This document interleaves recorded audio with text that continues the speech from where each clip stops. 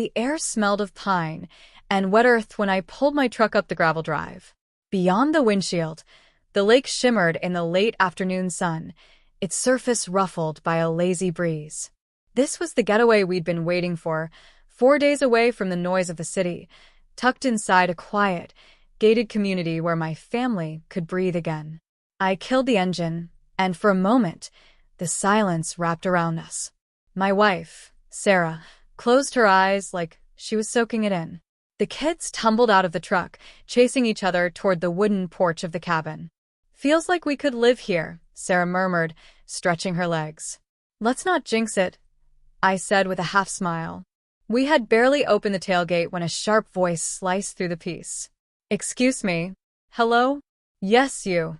A woman marched up the gravel path from the road, clipboard clutched to her chest like a weapon. She was mid-50s, with frosted blonde hair pulled so tight it seemed to stretch her forehead. A bright HOA badge dangled from her neck, catching the sun. "I'm Karen Whitmore," she announced, as if the name alone should mean something. "President of the Lakeshore Homeowners Association." I nodded politely. "Afternoon." Her eyes swept over the cabin, then my family, then the truck, lingering on the out-of-state plates. Her lips tightened. "We don't allow rentals here. You must be lost." I kept my tone even. "Not lost. This cabin's mine." Her brows rose in disbelief. "Yours?" I straightened. "Yes. Deeds in my name." Karen scribbled something on her clipboard. "Strange. I don't recall approving a new member. All property sales must go through HOA review. That's in the rules." "Pretty sure the county clerk outranks you," I said. Her eyes flashed. "We have standards for this community. There are rules to maintain order. Visitors are expected to register, and activities are strictly monitored. This is private land." "My land," I corrected, hefting a suitcase. Karen's gaze shifted to my children, who were now sitting on the porch steps, watching. She pulled a phone from her pocket and took a slow, deliberate photo of all of us. "For the record," she said. Sarah stepped closer to me. "Is there a problem?" Karen's smile was brittle. "Only if you intend to violate our codes. For example, you'll need HOA approval for those chairs on the porch. And your truck. No overnight street parking. Garbage goes in community-approved bags only, which you can purchase from me for $25 a roll." "I'll keep that in mind," I said, lifting another bag from the truck bed. She didn't move. Instead, she scanned the yard like a security guard, jotting notes. "I'll be conducting routine inspections during your stay." The breeze off the lake shifted, carrying the sound of loons calling in the distance. It should have been a peaceful moment. Instead, I felt the weight of her presence, like a shadow creeping across the porch. Finally, she pivoted on one heel. "I'll be watching," she said over her shoulder. "For the safety of everyone here." We stood in silence until her footsteps faded down the gravel path. Sarah exhaled. "She's intense." "She's trouble," I said. I busied myself with unloading the rest of the gear, but my mind was elsewhere. Something about the way she'd looked at us, like we were intruders she'd already convicted, made it clear this wasn't just a nosy neighbor. This was someone who enjoyed control, someone who'd convinced herself she was the gatekeeper of this entire community. By the time the sun dipped behind the trees, the cabin glowed with lamplight. Sarah was unpacking groceries, the kids were sprawled in the loft playing cards, and I stood on the porch looking out over the water. The lake was dark now, reflecting the first stars. Somewhere out there, a fish broke the surface with a quiet splash. I was starting to feel the tension slip from my shoulders when a flicker of movement caught my eye, across the road, under the shadow of a maple tree. "Karen." She stood there with her clipboard, watching the cabin. Not moving. Just watching. She didn't wave. She didn't call out. After a long, deliberate pause, she turned and walked away, her shoes crunching softly on the gravel. The screen door creaked behind me. Sarah stepped out, handing me a mug of coffee. "What is it?" "Nothing," I said, taking a sip. "Just thinking about how quiet it is out here." But I knew better. The peace we'd come for had already been cracked, and Karen Whitmore was just getting started. By morning, The cabin's front door had a new decoration, a bright yellow slip wedged between the frame and the handle. Notice of violation blared in block letters across the top. Sarah read it aloud over breakfast. Unapproved outdoor furniture. Failure to register guest arrival. Her brow furrowed. She came onto the porch while we were asleep. I took the paper, scanning the fine print. The language was legalistic, citing codes and subsections like we were in a courtroom. No signature, just HOA office. She's making it official now, I said, folding it and sliding it into my pocket. By mid-morning, Karen reappeared, flanked by a man in a polo shirt with a laminated badge. They walked the property line, murmuring, occasionally pointing toward the cabin. When Sarah opened the blinds to look, Karen raised her phone and took another photo. I stepped outside, keeping my tone even. "You need something?" Karen smiled, all teeth and no warmth. "Routine perimeter check. Ensuring compliance. You're already in violation of several codes. We can discuss fines later." The man with her avoided eye contact. They moved on without another word, but I caught Karen glancing back, as if measuring my reaction. That afternoon, the kids wanted to fish from the dock. It was the main reason we'd come, to let them taste that simple joy I remembered from my own childhood. The water was glassy, the sun warm on our backs. The moment should have been perfect. Karen appeared again. This time, she came right onto the dock, clipboard tucked under her arm. "Fishing permits are required here," she announced. "And you'll need to purchase them through the HOA. "I already have state permits," I said without looking up from the line I was casting. "State permits don't apply on private lakes. HOA rules supersede in these matters." I reeled in slowly, meeting her gaze. "That's not how law works." Her lips tightened. "You're being difficult." "I'm being legal," I said. She stood there for another beat, the sound of the lake lapping against the dock between us. Then she walked away, muttering something under her breath. By evening, a second violation notice had appeared, this one citing unapproved vehicle parking because my truck's front bumper extended 6 inches past the invisible boundary line of the gravel space. Sarah's patience was wearing thin. "She's trying to run us out," she said, pacing the living room. "Why?" "We're not hurting anyone." I didn't have an answer I liked. The truth was, Karen struck me as the kind of person who didn't need a reason. Control was reason enough. That night, as we settled in, headlights swept across the windows.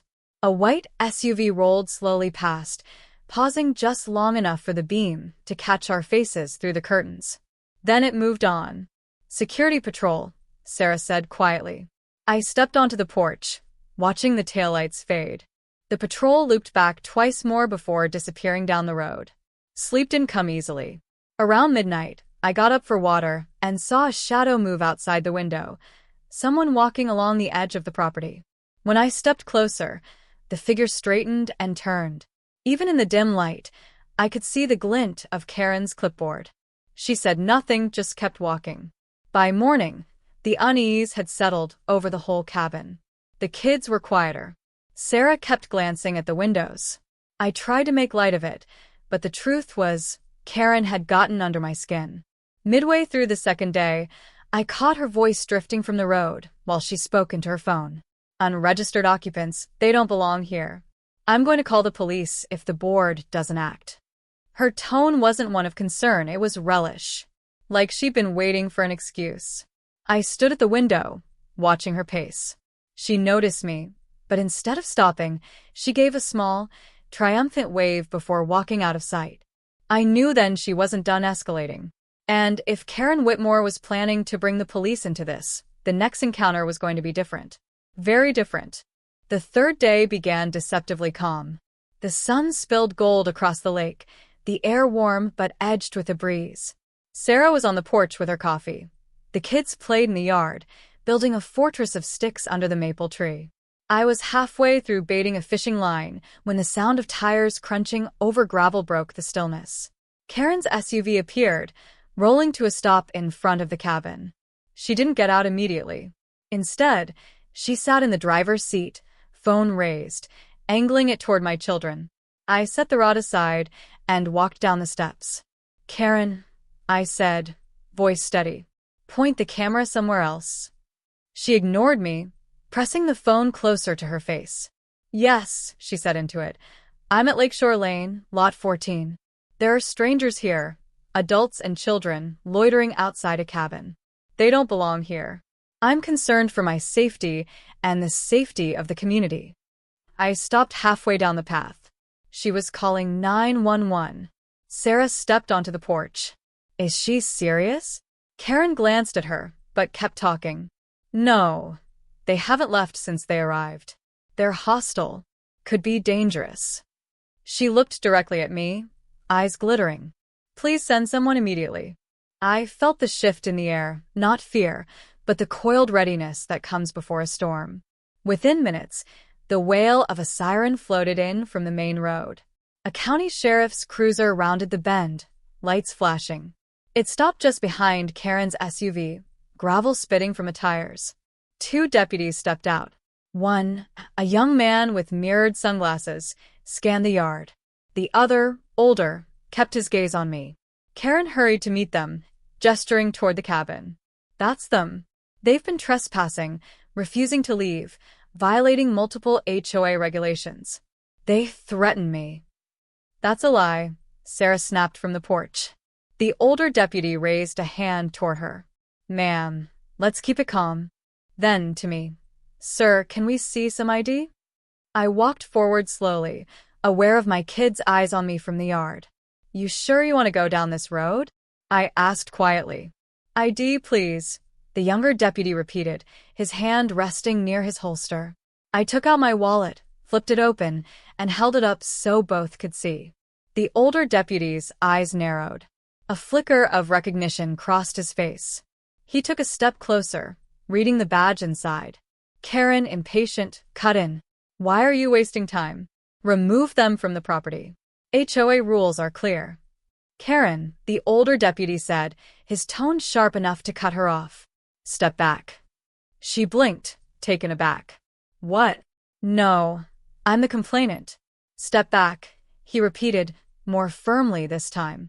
The younger deputy glanced between us, clearly confused. "What's going on?" The older one looked at me. "Marshal, I wasn't expecting to see you out here." Karen froze. "Marshal." I closed the wallet and slipped it back into my pocket. "I came here for a quiet weekend," I said, "and I've been patient. But calling in a false report? Filming my kids? That ends now." Karen's voice cracked. I didn't know." "That's your problem," I said. "You assume authority you don't have and you think it shields you from the law. It doesn't." The older deputy turned to her. "Ma'am, filing a false police report is a criminal offense. Harassment's another. Do you want to add trespassing to the list?" Her mouth opened, then closed. The color had drained from her face. Sarah stepped down from the porch, standing beside me. "We've kept every notice she's left. Every violation slip. Every time she's come onto our property uninvited." The younger deputy finally understood.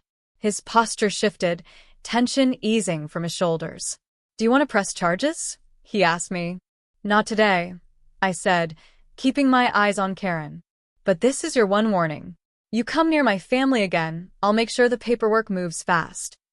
Karen's grip tightened on her clipboard, but she said nothing. The deputies returned to their cruiser. Karen lingered for a moment, as if searching for some last scrap of authority to cling to, then turned and climbed back into her SUV. She didn't look at us as she drove away. When the sound of her engine faded, Sarah let out a slow breath. "Think she's done?" I looked toward the bend in the road, where Karen had disappeared. She's not the type to give up easy. But now, she knows the ground she's standing on isn't hers to control. The rest of that day passed without incident. No SUVs idled outside the cabin. No violation slips appeared on the door. It was almost disorienting, the sudden absence of Karen's shadow. But quiet in a place like this isn't always peace. Sometimes it's retreat. Sometimes it's plotting.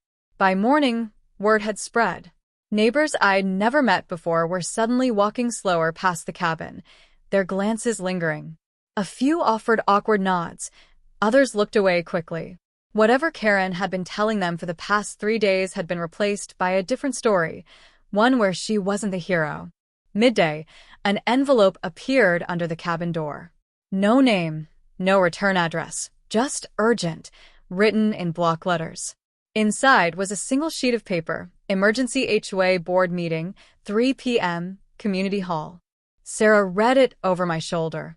You think this is about yesterday? I smiled without humor. I'd bet my badge on it. We didn't attend. But later, a neighbor, a wiry man in his 60s named Howard, wandered over, pretending to admire the view. Heard about the excitement, he said. Karen's in hot water. Board didn't like finding out she called the sheriff without evidence. Liability risk, they said. She'll talk her way out of it, I replied. Howard chuckled. Maybe. But she's not untouchable anymore. That evening, as the sky bruised into twilight, I sat on the porch sipping coffee. The lake was a mirror, holding the last light of the day. Somewhere across the water, a loon called. It should have been the trip I'd imagined. Simple, quiet, restorative. But Karen had shown me something important.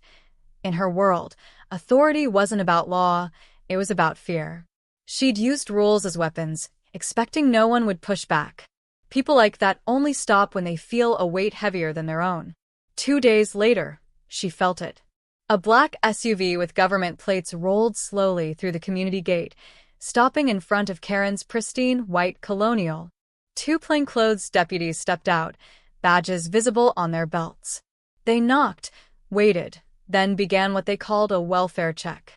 From my vantage point at the cabin's porch, I saw them examine her property with a thoroughness that mirrored her own inspections, measuring fence lines, photographing the garden shed, noting the unpermitted pergola over her back deck. Karen stood on her porch, arms folded tight, jaw set. She didn't shout, didn't wave her clipboard. She just watched them work, the same way she'd watched me that first night. Except now, the roles were reversed. When the deputies left, she retreated inside without looking around. By the next morning, her SUV was gone from the driveway. Whether it was coincidence or a temporary exile, I didn't care. The air felt lighter. Our final day at the cabin unfolded the way I'd imagined it from the start. The kids fished from the dock, Sarah read in the sun, and I let the stillness of the lake settle into my bones. Howard stopped by again before dinner. Karen's been quiet, he said, leaning on the railing. Good, I replied.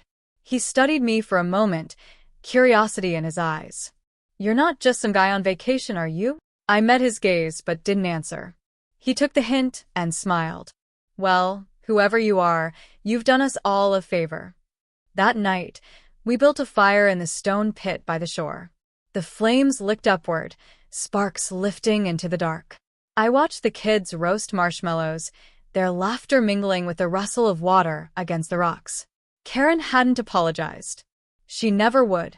People like her don't see themselves as wrong, only as misunderstood. But she had learned something. The next time she decided to weaponize her rules, she'd think twice about who she was aiming at. As the fire burned down to embers, I leaned back in my chair, the weight of the past days slipping away. Sarah glanced over, her smile easy now. Think we'll come back? I took a long look at the cabin, the lake, the quiet road beyond. Yeah, I said. Next time, it'll really be peaceful.